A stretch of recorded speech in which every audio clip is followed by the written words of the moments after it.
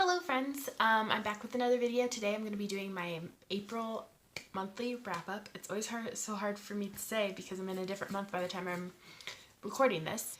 So this month was a really good reading month for me. I read 7 books and that's really good for me. I did 6 physical books and 1 audiobook, and I read a total of 1,955 pages.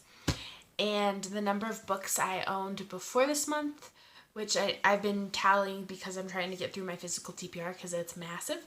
I read 6 of the books I've read before this month, and I read 1, which was the audiobook.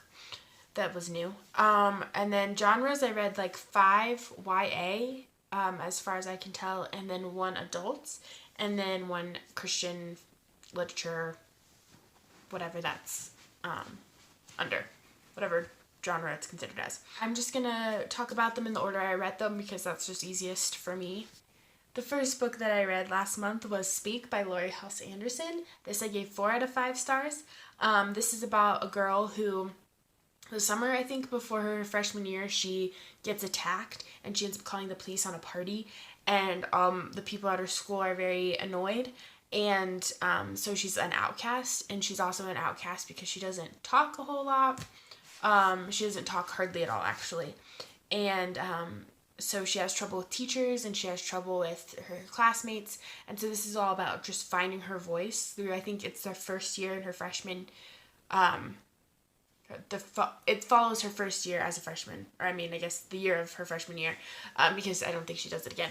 But yeah, I really enjoyed this. I liked the way it was written. I thought it was very empowering. I liked the way that it was it was a stark contrast from like her not speaking to her speaking, and it really made me think about the way we treat people, because she was obviously going through some very hard trauma, and the people in her life didn't seem to notice or care, and so that led to a lot of her brokenness, is because people like teachers and parents they just thought she was strange, and they got angry instead of wondering like, okay, she was just fine last year and this year she's struggling. It's either her school or something happened to her. So it made me think a lot, and I really enjoyed that. And it went by really fast the way it was written. And so it was a really good read. I watched the movie afterwards, and the movie was good too. I think I liked the book better in this case because of the way that the contrast of her not speaking. In the movie, she speaks a little bit more, but I talk about more in my speak movie compared book video, movie versus book video, which would be a better way of saying it. But yeah, I really enjoyed this overall. The next book I read was Everything by Nicola Yoon. This I gave 4 out of 5 stars. This follows a girl who her whole life she's been in the house because she has some sort of disease. I don't remember what it's called, but basically she's allergic to everything. So she's in a house that's like sterilized, and she's never been able to get out. And then, normal things happen. The boy moves next door, and then she just wants to be outside where the people are, and she is sad of what she's missing. And so this follows her with her like romance with the boy, and her finding herself, and figuring out some things. I think that's the best way to describe it. I don't want to give too much away. But yeah, so she's always lived inside, and now she's questioning if she should, and what's life, and what's living really, and what she should do. I watched the movie first, and the movie was quite terrible, actually. I was really interested in this book when it first came out, and then I saw the previews for the movie, and I was like, oh, that doesn't look like something that I'm interested in. But so I watched the movie, and I really liked the acting. I loved the way it was casted. I liked the people, but it was just so poorly done. And I think a lot of it is hard because in the book she can't, physically talk to him. But it's through emails. So the way that they were trying to do like an artistic way of them talking through emails, like on the screen, I didn't like it personally. And I just felt like there probably wasn't enough time in the movie to go through all of this in the way that, in the spacing that it needed to be.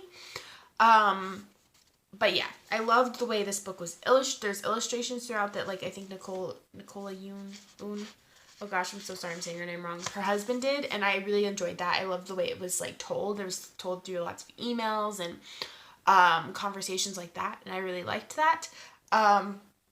But yeah, overall, if you didn't like the movie, I would say give the book a try because the book was way better than the movie, and I felt like it just wasn't done justice, and I feel really sad about it. The next book I read is The Last Time We Say Goodbye by Cynthia Hand.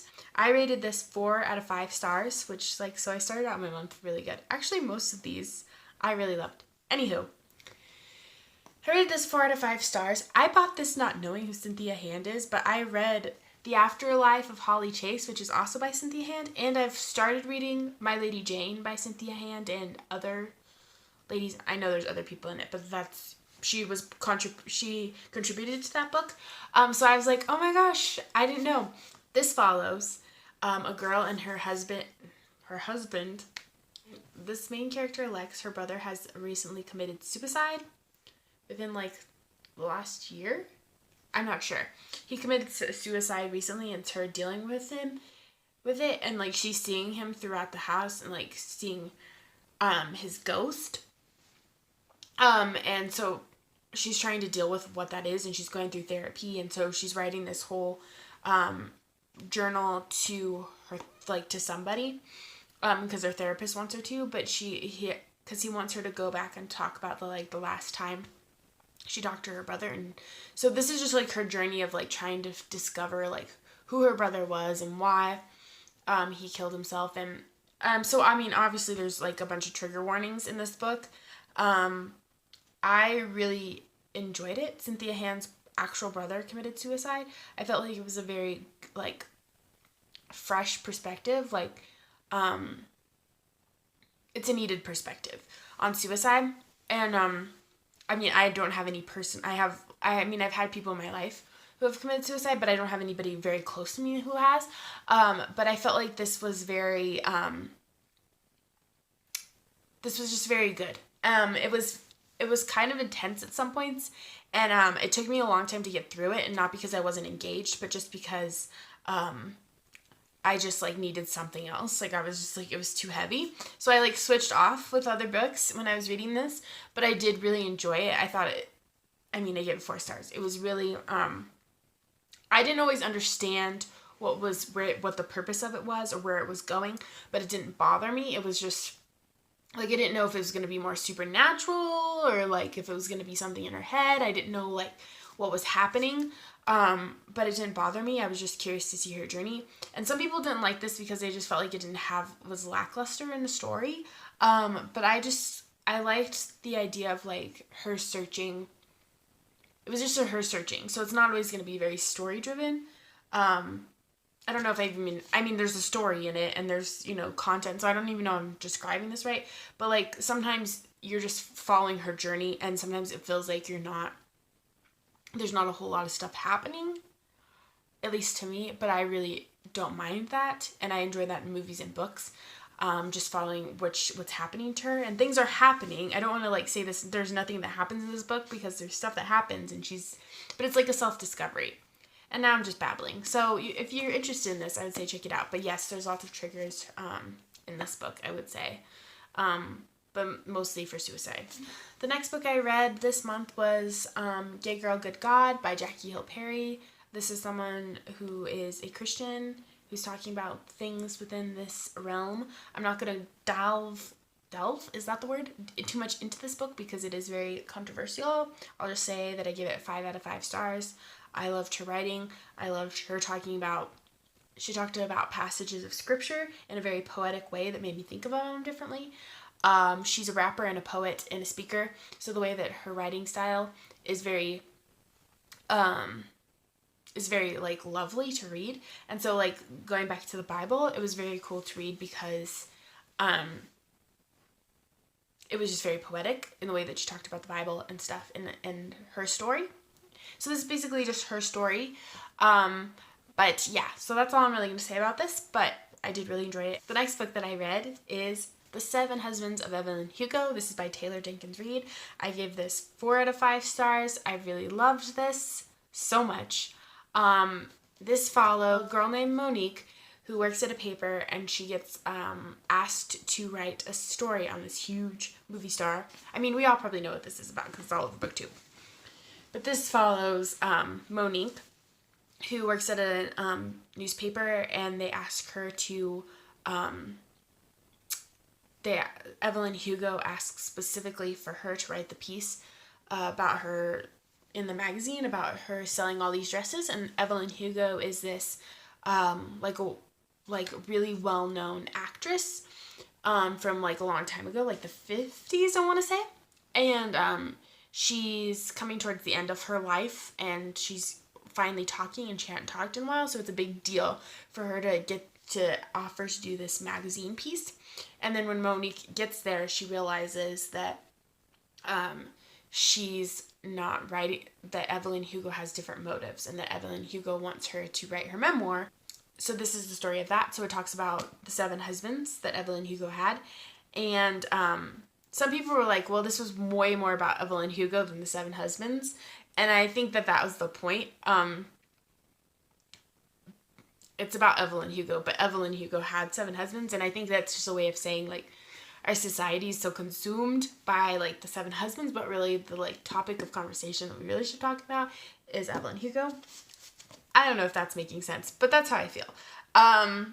But yeah, I really loved this. I wanted to go watch all of Evelyn Hugo's movies, and then I realized that she's not a real person. So like this really reads like a real life story, and I really, really enjoyed it. I didn't agree with all the stuff that was in it, but I liked it, and I read it, and I enjoyed it because it was like I was reading about someone's life. It wasn't like I felt like I was reading about someone's real life. So I was interested, and I'm always been interested in the Hollywood scene, especially from like long ago, and what happens behind the scenes. And I totally believe a lot of this stuff happens behind the scenes, and we just don't know about it. So I thought it was an interesting way of like talking about these things, and that there's things that go on in Hollywood that we don't know, and that they're trying to make us believe so that they can sell a greater story and sell movies and stuff. And that's kind of talked about in here.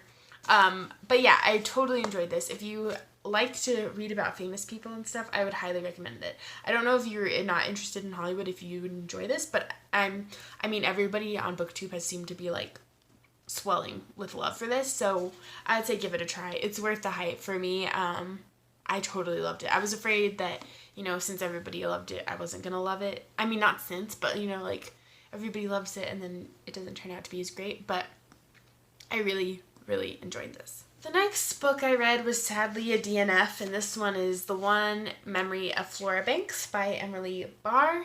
This book originally appealed to me because it's about a girl who has no short-term memory, and she kisses a boy, and then suddenly her memories, she remembers it, and so it's on her like track to discover like if her memory is really there or whatever. I rated it as 1 star, but I can't really tell you I read all the way, I read all the way up to like 150, and then I skipped a big I skipped a big bunch, and then I read like the last 50 pages. So I skipped like, I don't know how many pages. I skipped maybe about this much in the middle. Maybe even less than that. So I read a good portion of this. Since she can't remember anything, it's a lot of repetitive things. So, which I guess I should have understood, but when she lost her memory because she had cancer or whatever, she was 10. So a lot of the narrative is as if you're like reading a very young child. And the way she talks about the guy, like she just has this weird fascination with him. And I just didn't like it. And the guy I didn't like at all. He was really not a good guy. And I think that was all a part of the story. And I heard that as you get like further in, her writing, the dialogue seems to change because she's like learning stuff. But I just couldn't. It was just like chapter and chapter of reading the same thing over and over again. And I just like couldn't. I was not interested. at all, and I just felt so frustrated, and I skipped to the end because there was some mystery stuff going on with her parents, and I wanted to know what was going on, but I just couldn't keep going. Like, I just didn't care enough to just keep reading the same thing over and over again, and then to just the lack of care for her life was very frustrating to me, because if you have a child who doesn't have any memory, because at one point she gets left alone. Her parents leave her to go to Paris, and they leave her with her best friend who's the same age, who's like 15, 16. And the friend is mad at her for certain reasons, and she isn't with her. And so, but she knows that her friend doesn't have any memories, and her parents leave her with just another kid. And I'm just like, she's not a teenager. She's not a normal teenager. And you left her alone with another teenager who is just a kid as well, and cannot properly care for someone with this kind of trauma, and who doesn't ever have any memories. But you'd leave the country and with your child who can't remember anything, and not put her in somewhere where there's a place where people can help her, or like trusted adults who can take care of her. There was nobody. They just left her with another teenager. And I know I'm ranting, but like it was so frustrating to me, and I think that's part of the story, is like the mystery of it all was the care for her. But like, I just didn't like it.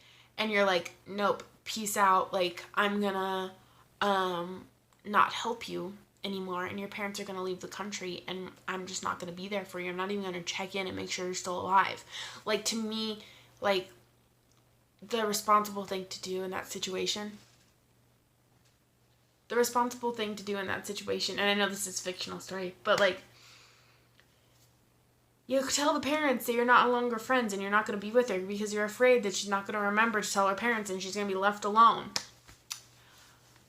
But, so I just had issues with this for many reasons, and I really wanted to like it, and I had been wanting, it had been on my TBR for months since it was released, and I finally got it on paperback. But I guess I should just known, like, when you have memory problems, like, it's going to be more repetitive because the narrator doesn't remember. But not a fan. Okay, moving on. The last book I read, I'm going to insert a picture here, hopefully, was an audiobook, and it was Sadie by Courtney Summers. I rated this 4 out of 5 stars. I really loved this one too. This follows Sadie, whose sister is murdered, and she's trying to figure out, Sadie's like 16, I think, and her sister was like 12 or 13. And Sadie's trying to figure out what happened to her. She's feeling like the police aren't doing their investigation properly, so she like leaves. And so this story follows her trying to find Maddie, her sister's killer, and it also follows like people trying to find Sadie because Sadie's missing. So it tells Sadie's story, and then it also comes from a perspective of a true crime podcast of a man trying to find Sadie. So it's partly in book form and partly in podcast form. So that's why I've liked it in audiobook, because it was like you're listening to a true crime podcast. It was very similar to the 7 Husbands of Evelyn Hugo in that way, where it felt like you were listening to something real.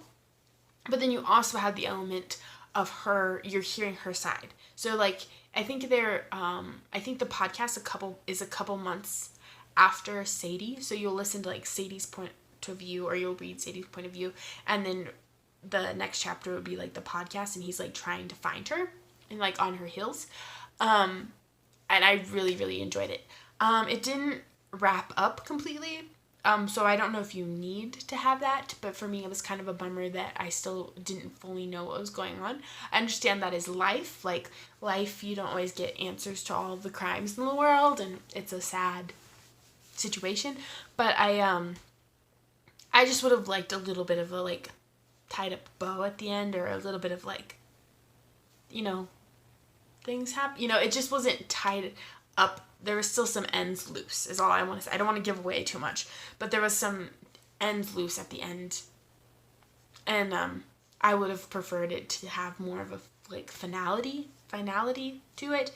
But but I really did enjoy it. I liked the whole experience. It was very, very captivating and totally worth the time. So if you were wanting to check out an audiobook, I would highly recommend Sadie by Courtney Summers. That was all the books I read in the month of April. Thanks for coming and watching this video. Let me know if you've read any of these books down below, if you had different opinions about them.